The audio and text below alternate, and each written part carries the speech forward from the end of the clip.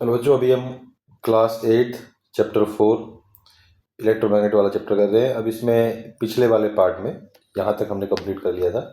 अब आगे देखते हैं। ये जो एक्टिविटी 4.4 है, ये हमें क्या बताना चाह रहा है कि आप करंट फ्लो करवा रहे हो और करंट फ्लो करवा के कंपास ला के देखो और फिर देखो कि कौन सा साइड जो है कंपास का वो डिफ्लेक्ट हो रहा है। पहले बी की साइड लेके आओ, फिर ए की साइड लेके आओ। अब समझना क्या चाह रहा है ये? समझाना ये चाह रहा है कि जब मैं कोई मैग्नेट लेके आता हूँ, है ना, वैसे नेचुरल मैग्नेट है, एक एंड नॉर्थ पोल है, एक साउथ पोल है, और मैं लेके आता हूँ एक नॉर्थ एक साउथ। तो अपोजिट पोल जो है मैग्नेट को क्या करते हैं, अट्रैक्ट करते हैं, है ना।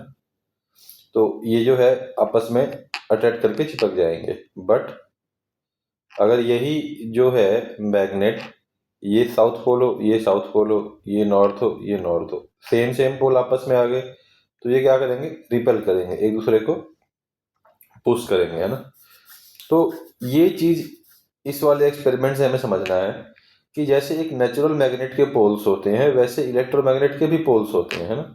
और इलेक्ट्रोमैग्नेटिक के पोल्स किस टाइप के होते हैं वो मैंने पहले आपको समझा दिया था लास्ट वाले वीडियो में, है ना। तो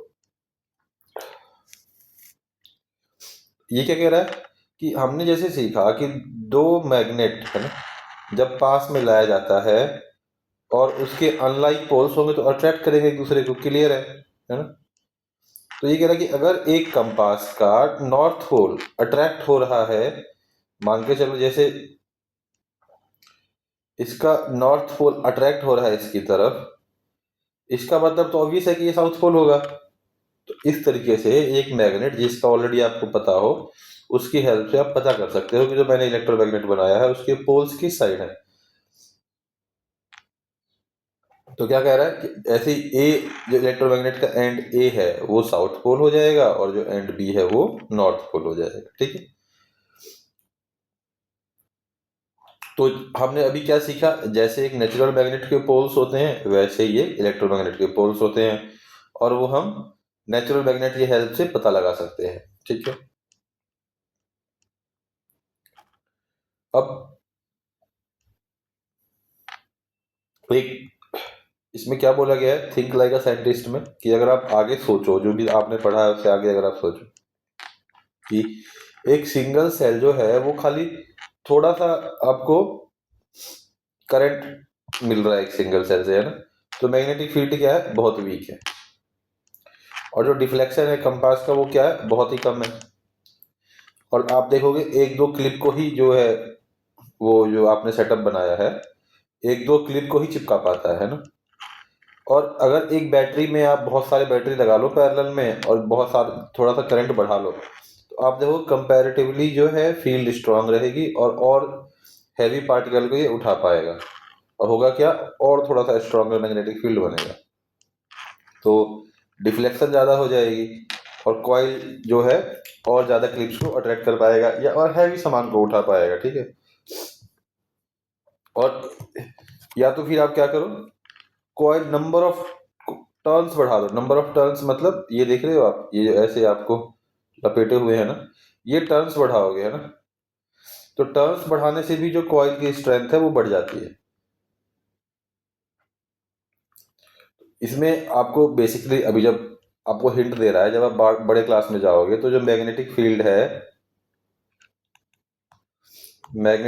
है वो किससे आएगा, कितना करंट सप्लाई कर रहे हो आप। जितना करंट सप्लाई करोगे, अगर करंट सप्लाई बढ़ाओगे तो मैग्नेटिक फील्ड भी बढ़ेगी, है ना।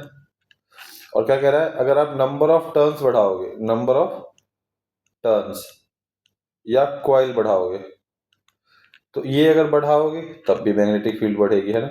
तो ये कह रहा है जब आपको अगर स्ट्रॉन्ग मैग्नेटिक फील्ड बनाना हो तो आप करंट बढ़ा दो और कॉइल बढ़ा दो, या दोनों में से कोई भी एक चीज बढ़ा दो, कंपैरेटिवली क्या होगा, वो मैग्नेट का जो मैग्नेटिक फील्ड होगा थोड़ा स्ट्रांग होगा, ठीक है। और वैसे एक और चीज, अब अगले वाले इसमें इस टॉपिक में आपको क्या समझा रहा है, इस टॉपिक में समझा रहा है कि जब आप एक कंपास लेते हो और कंपास आपका जो है नॉर्थ पोल साउथ पोल, तो अगर आपने रखा हुआ है कहीं पे, कोई आसपास मैग्नेटिक फील्ड नहीं है, तो ये एक अलाइंड होता है ना। और ये जो अलाइंड होता है, ये किस लिए अलाइंड होता है? अर्थ मैग्नेटिक फील्ड के हिसाब से अलाइंड होता है। किसके हिसाब से होता है? अर्थ मैग्नेटिक फील्ड के हिसाब से अलाइंड होता है। तो अर्थ का मैग्नेटिक फील्ड आया कहाँ से? तो ये क्या कह रहा है, अर्थ जो है खुद ही बिहेव करता है कैसे? एक जाइंट मैग्नेट की तरह। अब अर्थ मैग्नेट की तरह बिहेव करता क्यों है? क्योंकि अर्थ के अंदर जो है लिक्विड आयरन कोर है ना, लिक्विड आयरन कोर है। मतलब अर्थ के अंदर क्या है? मेल्टेड आयरन कोर है। वो कोर क्या करता है? इलेक्ट्रिक करंट प्रोड्यूस करता है, और वो जो करंट है वो क्या करता है? वो इलेक्ट्रिसिटी जनरेट करता है, सॉरी मैग्नेटिक फील्ड जनरेट करता है उस कोर के, लिक्विड कोर की वजह से, है ना। और इसी मैग्नेटिक फील्ड को सेंस करके बहुत सारे बर्ड्स हैं, फिश है, एनिमल हैं, वो जो है नेविगेशन का यूज करते हैं कि हमें किस साइड जाना है, क्या करना है ना। और अर्थ का जो मैग्नेटिक फील्ड है ये ऑल्सो क्या करता है? एज ए शील्ड काम करता है। और उससे क्या होता है? जो हार्मफुल पार्टिकल फ्रॉम स्पेस है वो अर्थ के एम्बियंट में एंटर नहीं कर पाता। तो बेसिकली ये है कि अगर अर्थ के अंदर आयरन कोर नहीं होता तो अर्थ के ऊपर लाइफ जो है वो पॉसिबल नहीं होती।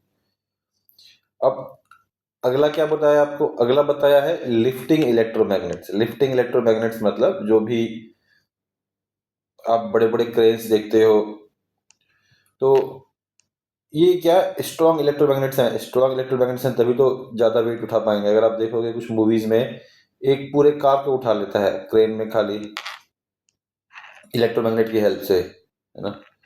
और ये क्या करते हैं? क्रेन के ऊपर लटके हुए होंगे और क्रेन ऑपरेटर जो है वो करंट की सप्लाई कंट्रोल करके और ये कंट्रोल कर सकता है कि कितना स्ट्रांग मैग्नेट हमें उसको बनाना है। जैसे ही करंट टर्न ऑन होगा, इलेक्ट्रोमैग्नेटिक जो है आयरन स्टील जो भी सामान होगा उसको उठा लेगा, और जब ऑफ होगा तो उसको गिरा देगा उसमें से। तो lifting electromagnets are widely used in कहाँ पे? फैक्ट्रीज में, स्क्रैप यार्ड में। क्या करने के लिए? सामान को एक दूसरे से, एक जगह से दूसरी जगह एफिशिएंटली, मतलब कम मेहनत के साथ जो है मूवमेंट के लिए हम क्या करते हैं? लिफ्टिंग इलेक्ट्रोमैग्नेट का यूज करते हैं। ठीक है।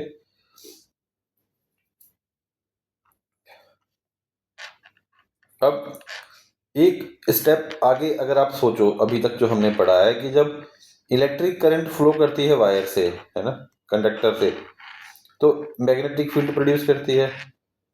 जब आप बड़ी क्लासों में जाओगे 10वीं 11वीं 12वीं में, तो आप क्या देखोगे कि और भी ज्यादा डायरेक्ट रिलेशनशिप है किस किस में? इलेक्ट्रिसिटी में और मैग्नेटिज्म में, है ना। और अभी जो एग्जिस्टिंग आइडिया है that just electricity can produce magnetism, इसमें क्या उल्टा क्या पढ़ोगे आप? जब आप एक मैग्नेट मूव करवाओगे, जैसे एक ये मैग्नेट है, इसको जब आप मूव करवाओगे तो उससे क्या होगा? उससे इलेक्ट्रिक करंट प्रोड्यूस होगा, है ना। तो इलेक्ट्रिसिटी और मैग्नेटिज्म का क्या नहीं देखोगे आप देखोगे जैसे इलेक्ट्रिसिटी से मैग्नेटिज्म बना सकते हैं, वैसे एक मैग्नेट की हेल्प से आप इलेक्ट्रिसिटी जनरेट कर सकते हो, है ना। और यही फिनोमिना से आप जो है लाइफ में बहुत सारी चीजें जो देख पाते हो, जैसे डायनेमो आपने पढ़ा, अल्टरनेटर पढ़ा, अल्टरनेटर देखोगे, टूल्स देखोगे, जो इसी प्रिंसिपल के बेस पे मूवमेंट की वजह से इलेक्ट्रिसिटी जनरेट कर पाते हैं। इसके रिलेटेड अगर आपको कुछ देखना है तो आप फर्दर एग्जांपल्स देख सकते हो, नेट पे आर्टिकल पढ़ सकते हो। अब इस चैप्टर में मैग्नेटिज्म वाला पार्ट तो खत्म हो गया, अब हीटिंग इफेक्ट देखेंगे इलेक्ट्रिसिटी का। So thank you for watching this complete video. और प्लीज़ एक बार क्लोज करने से पहले चैनल को लाइक एंड सब्सक्राइब कर दें। अगर आप में हमें से और हमारी हेल्प करना चाहते हो तो इस यूपीआई पे आप हमें पे कर करके सपोर्ट कर सकते हो। आपको किसी भी टाइप की हेल्प चाहिए, आपको हमारे चैनल पे पढ़ाना है, या आपको हमारे से कोई 1-to-1 क्लासेस चाहिए, ऑनलाइन ऑफलाइन, या कोई नोट्स चाहिए आपको, या किसी क्वेश्चन के बारे में क्वेरी है, तो आप इस ईमेल और टेलीग्राम लिंक पे हमें मैसेज करके कनेक्ट कर सकते हो हमसे। Thank you again for watching complete video.